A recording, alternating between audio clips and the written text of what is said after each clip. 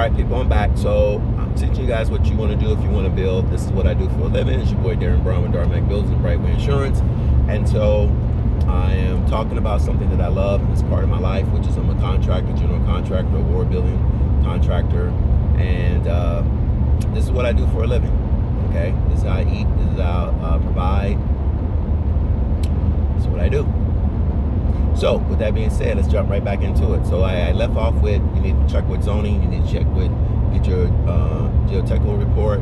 That's going to be when they come out there and they go boring, they may go like 20 feet down just to see what type of soil you have there. And that's going to determine what kind of foundation you're going to have, okay?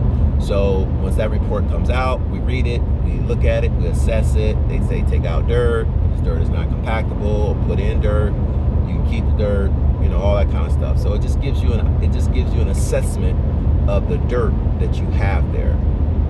It's in Geotech Report. We call it soil report too. So those are two things. Now, different states may have different things, but I know in South Florida that's what's required. Okay, so just remember that, because you don't want to.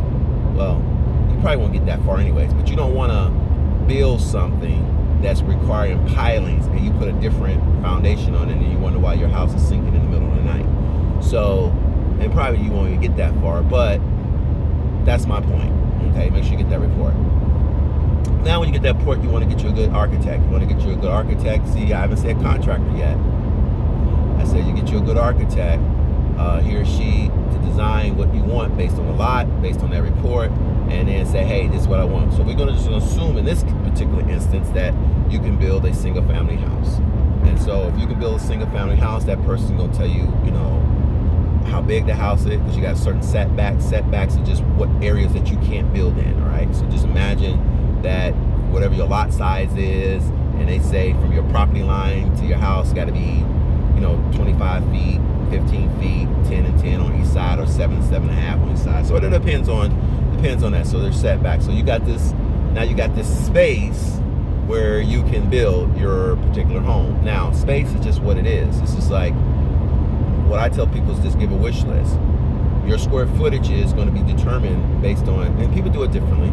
Oh, I want a 2,000 square foot house. I want a 3,000 square foot house. I want a 4,000 square foot house. Well, okay, I get all that. But I don't really do it that way, because you cheat yourself a little bit. And you may be paying more for something that you really don't need. So what I like to tell people, or ask people, say, how big you want your bedroom? So people say, you know, I want a big size bedroom. I want a 15 by 15. I want a I want that. Okay, I want a master suite. Okay, so you kind of like figure all that out. Okay, if you get a 3-bedroom, how big you want those bedrooms? Do you want a 12 by 12, 11 by 11, 13 by 13? Now, what I'm doing is, because you know, construction just math. What I'm doing is I'm calculating how big your house is going to eventually be.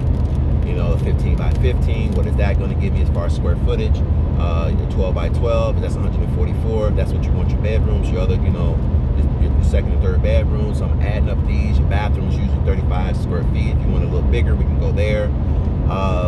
You know, I'm adding these up. I may go into your kitchen. Okay, what do you want in your kitchen? You know, hey, I want an island in the middle. I want this, so I can kind of figure out, okay, you need at least 3 feet in between the walk. Maybe you want a little bigger. I'm figuring out your kitchen space on that. And once we do all that, we may come up with a square footage.